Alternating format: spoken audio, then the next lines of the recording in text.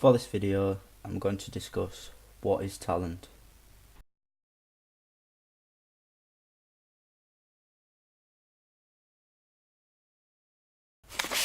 Methods are changing when it comes to different pathways regarding talent. There is always new research into the topic of defining talent. Despite this, we don't actually have the right answers to define talent as well as developing talent. The main question that everyone comes across with talent is, are you born with it or is it developed? During this video, I will discuss both arguments defining talent, and I will also give my opinion that will link into boxing, which is a sport that I participate and coach in. Is talent innate? This is when you are naturally talented and you are born with the talent. According to Jeff Colvin, he states that these types of sports and the talent within them are participants who are born with that ability.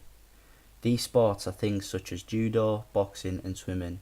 This is due to the demand that, for instance, boxing is demanded by physical, psychological and skill due to it being an individual sport. Is talent developed? This is when you are developing your talent.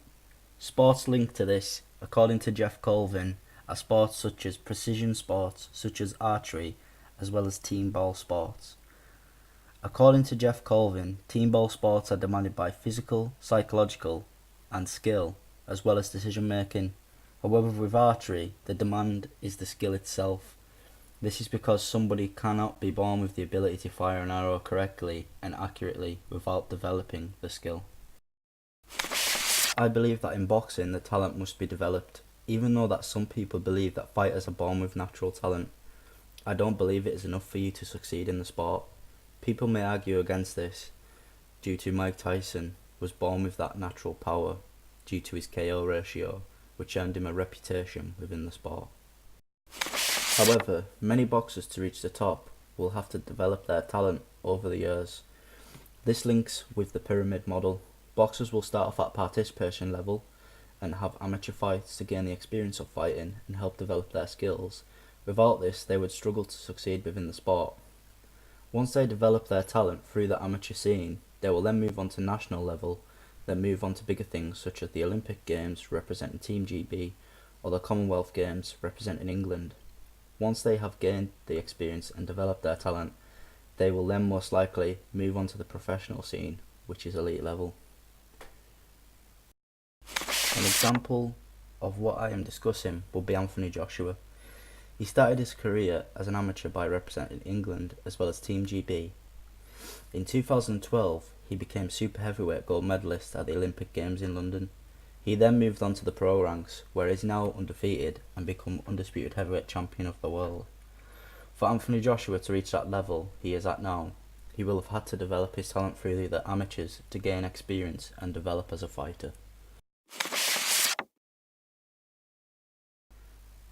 Talent ID. Gifts can be evident in sport at various levels of performance and different levels of participation. From non-participant to elite performer, as we have already discussed, different terms have arisen to refer to the interest in these gifts at various stages. Talent detection. Gagne's model suggested that people hold aptitudes at various levels in intellectual, creative, socio-affective and sensory-motor domains. Gagne also proposes that these aptitudes or gifts, if extraordinary, usually show up as accelerated learning in different tasks. Gagne's work is particularly useful when considering the detection and identification of talent and has the potential, through his clear definitions of gifts and talents, to demystify some of the current confusion. Indeed, these definitions arguably present a clearer viewpoint from which to make sense of talent literature by distinguishing between raw material and the end product of formal learning. Furthermore, Gagne's work suggests a positive solution to the field's dilemma concerning Heilbrun's notion of potentially, that is, that aptitude or giftedness, if extraordinary, can be recognised by the rate of learning rather than the ability.